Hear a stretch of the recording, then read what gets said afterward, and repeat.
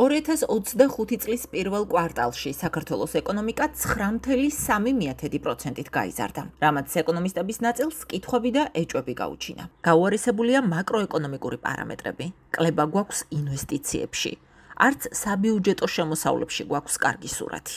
ეკონომიკური ზრდის პირობებში ლოგიკურად უნდა იზრდებოდეს ბიუჯეტში საგადასახადო შემოსულობებიც, რადგან ქვეყნის ხაზინაში შემოსავლების ძირითადი ნაწილი ეკონომიკური აქტივობებიდან გენერირდება. პირველი 3 თვის განმავლობაში ნაერთ ბიუჯეტში გადასახადების აკრეფა გაიზარდა ნომინალურ მაჩვენებლებში, ანუ ინფლაციის გათვალისწინების გარეშე 5.1%-ით, ანუ რეალური ზრდა შეიძლება იყოს, თქვათ, რომ იყო დაახლოებით 1-2%, და ეს ძალიან მაღალ შეუსაბამობაშია ეკონომიკურ ზრდის მაჩვენებელთან. ასევე ვიტყოდი აქ შემდეგს, რომ როდესაც წინა წლებში, კონკრეტულად უკანასკნელ 2 წელიწადში, პირველ კვარტალში ეკონომიკა იზრდებოდა 7-8%-ით, მაშინ აკრეფილი გადასახადების ზრდის მაჩვენებელი იყო 17-დან 20%-მდე. ზოგჯერ 25-იც კი. შესაბამისად, ეს არის პირველი მნიშვნელოვანი შეუსაბამობა ჩემი აზრით. ეკონომიკური ზრდა არც მოსახლეობის ცხოვრებაზე აისახება. სიღარიბე მოქალაქეთა უმრავლესობისთვის უმთავრეს გამოწვევად რჩება. ნოდარ სირბილაძის შეფასებით, სტატისტიკური მონაცემები რეალობას ბევრად აცდენილია. აქეთ გვაქვს გაყენებულად სტატისტიკა, მაგრამ მეორეა ის სურათი, რაც რეალურად გვაქვს და ეს რეალური სურათი გვაჩვენებს იმას, რომ საქართველოში მთავარი პრობლემა არის და სამწუხაროდ ამ ტემპით თუ გაგზავნა 10 წლეულების განმავლობაში იქნება სიღარიბე.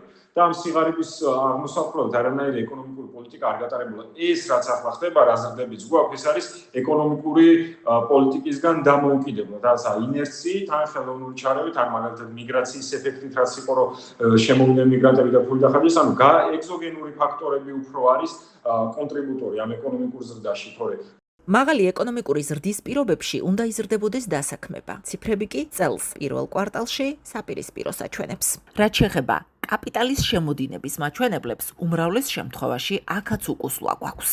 მაღალ ეკონომიკურ ზრდას თან ახლავს დასაქმებას. ან ესე ვიტყოდი, მაღალ დასაქმებას მოყვება მაღალი ეკონომიკური ზრდაც. ეს იყო ასე ბოლო 24-ში, ეს იყო ასე 23-ში. წელს გვაქვს ასევე უცნაური სურათი, როდესაც ეკონომიკა გვეუბნებიან, რომ იზრდება 10%-ით თითქმის, მაგრამ დასაქმებულთა რაოდენობა შემცირდა 7000 ადამიანით პირველ კვარტალში, ესეც ოფიციალური სტატისტიკაა, რომელსაც ჯეოსტატი გვაწვდის. როდესაც გაქვს ორნიშნა უმუშევრობა და ის იზრდება 10%-იანი ზრდის პირობებში, ეს არის უცნაური. ფულადი ტრანსფერები პირველ კვარტალში შემცირებული იყო წინა წლის პირველ კვარტალთან შედარებით. ადგილობრივი ექსპორტი იყო იმ დონეზე, რა დონეზეც იყო წინა წელს. მაგალითად, ტურიზმიდან შემოსავლები გაიზარდა მხოლოდ 2%-ით. მე ვარაუდობ ასევე, რომ FDI-ც იქნება შემცირებული. ჯამში იჩნდება, ესე ვთქვათ, მინიმუმ, ესე ვთქვათ, ვარაუდი, რომ ძალიან პარადოქსულ, ანომალიურ ზრდასთან გვაქვს შეხება. 0.3%-იანი მაჩვენებლის მიმართ ეჭვს უძლიერებს ბიზნესის განწყობის ინდექსის გაუარესებაც.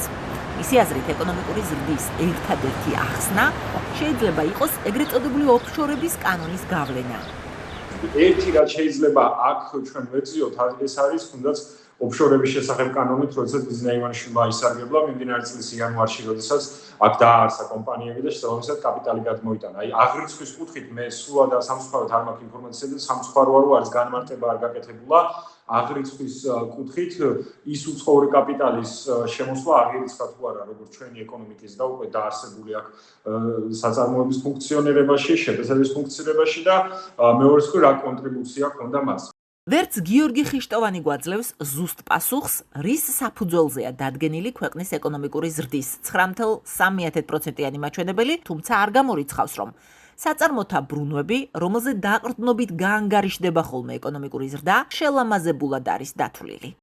აი ეს ბრუნვები როგორ გენერირდება, რამდენად არის სამართლიანად ასახული, სამართლიანი ფასებით ეს ბრუნვები, განსაკუთრებით საწარმოთა შორისო ბრუნვები, ეს მე არ ვიცი.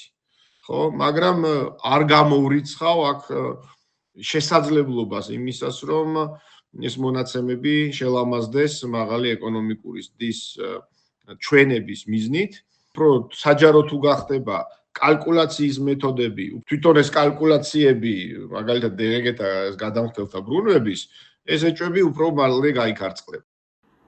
გამჭვირვალობას და საჯაროობას ამ საკითხზე არავინ ჩქარობს. როგორც ჩანს, ეს ჯერ პასუხისმგებელი პირების ინტერესში არ შედის.